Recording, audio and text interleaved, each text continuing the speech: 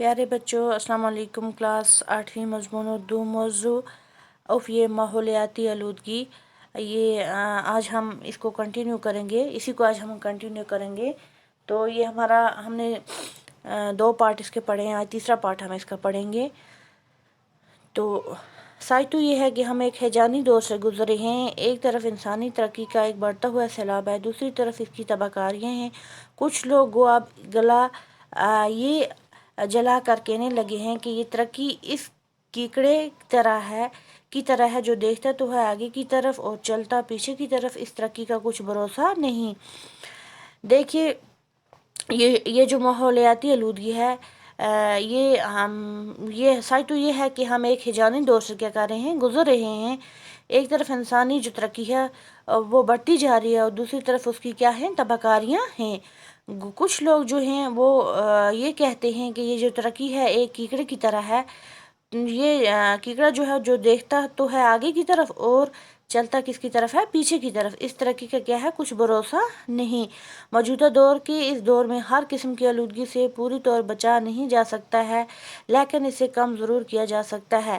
اس کے لیے ضروری ہے کہ زیادہ سے زیادہ درخت لگائے جائیں، جھیلوں، دریاؤں، تالابوں اور چشموں کے کناروں پر رہنے والی آبادی کو پانی کے ان وسائل سے ذرا دور بسایا جائے، بڑے بڑے دریاؤں کو صاف و شفاف رکھنے کے لیے جامع اقدام اٹھائے جائیں، جھیلوں اور پانی کے دیگر ذخائر کے ارد گرد مکان وغیرہ تعمیر کرنے پر پابندی لگائی جائے۔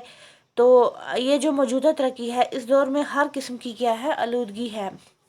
تو اسے ہم کیا پوری طور بچا نہیں جا سکتا ہے، لیکن اسے ہم کیا کر سکتے ہیں، کم کر سکتے ہیں۔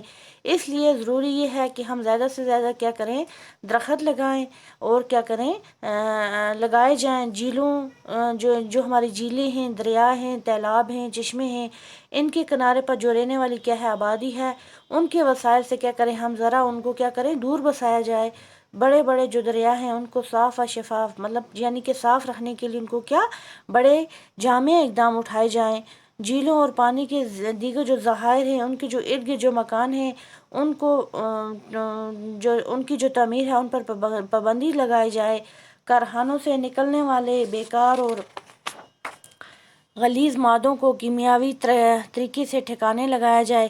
جو کیا ہے، جو ہمارے کارخانے ہیں ان سے جو بیکار دھواں جو جا رہا ہے، جو بیکار اور غلیظ جو مادے ہیں ان کو کیا کیا جائے، کیمیاوی طریقے سے کیا ٹھکانے لگایا جائے۔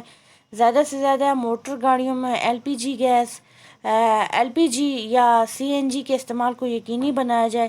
جو ہماری گاڑیاں ہیں، زیادہ سے زیادہ موٹر گاڑیاں جو ہیں ان میں کیا کیا جائے، LPG یا CNG کے استعمال کو کیا کیا جائے، یقینی بنایا جائے۔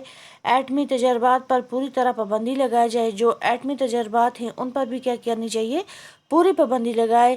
شور و گل سے جہاں تک ممکن ہو، جو شور و گل ہے جہاں تک ہمیں ممکن ہو اس سے بچایا جائے۔ ایسے اقدامات کے بعد ہی ہم کافی حد تک آلودگی سے اپنا دامن بچا سکتے ہیں۔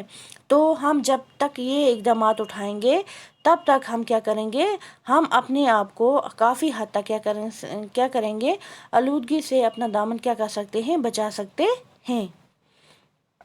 تو یہ جو ہے یہاں پہ نیچے لفظ معنی ہیں، ہم ان کو پڑھیں گے۔ یہاں پہ ہے آلودگی۔ آلودگی کا مطلب ہے گندگی، فضا میں میلا پن۔